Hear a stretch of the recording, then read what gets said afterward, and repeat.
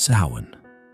Fergus and Julia wander through hills and valleys and fields of wheat and flowers, through bogs and woodland until, in the midst of the countryside, surrounded by long grass and tall trees, a shack made of cobblestone with a thatched roof which slumped in the middle and was peppered with small holes. The air was dense with some damp, rotten, earthy scent.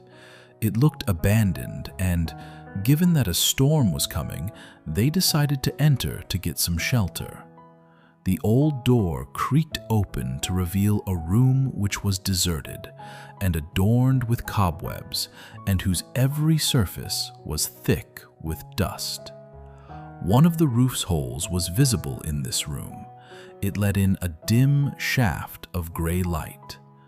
They explored the dark room as the floors creaked and the thatched roof whistled in the rising wind. "Shall I look around?" asked Julia, and when Fergus nodded, she walked into another room with her hand on her new sword. Fergus aimed his staff at a fireplace covered in store and shot a bolt of flame at it, and it erupted with life, eviscerating the dust as it burned. Fergus laid down his staff and grabbed a handful of flames and used the ball of fire to ignite the candles which dotted the room. As he was about to lay down the bedrolls and unpack food, he heard a bang, a guttural, gnashing growl, then a scream which he recognized as Julia. With the fireball still lit, he ran full speed towards the source of the sound and found Julia sitting on the floor with her eyes transfixed on a wardrobe next to the bedroom door. Fergus entered, asking her, "What happened? Are you okay?" as he turned to face the opened wardrobe. She spoke in barely more than a whisper.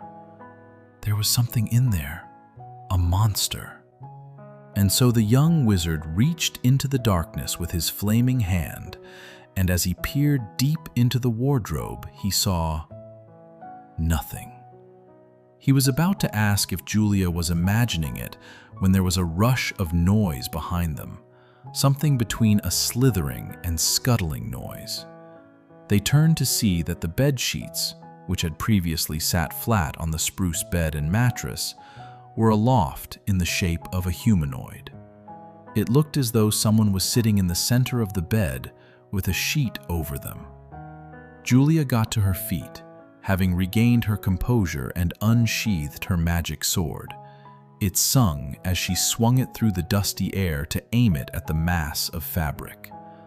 The runes engraved on the sword glowed blue as though sensing the danger.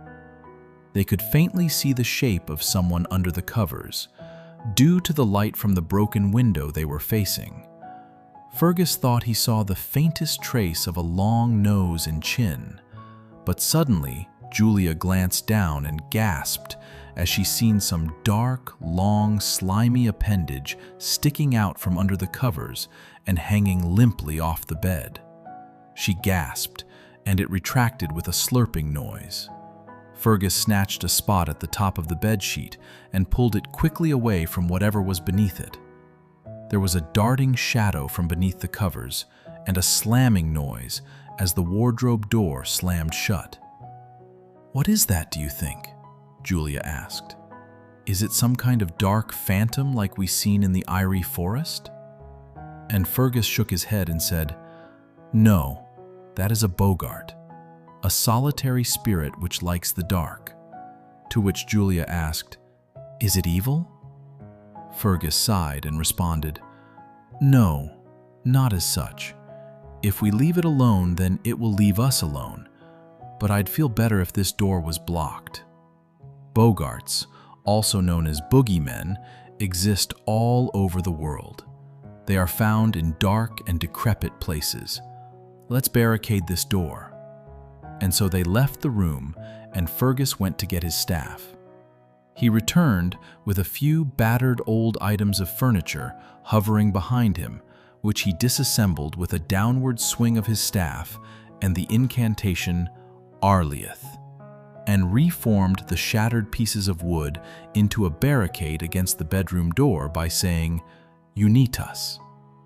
They returned to the fire and set up their bedrolls and cooked some soup, then sunk into an uneasy slumber as the howling wind and pouring rain barraged the small cottage.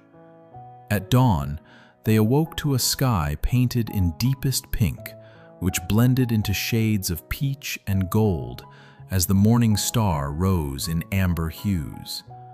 The stench of petrichor clung to the damp earth and was carried by the eastward autumn wind, which caused the grass and trees sway.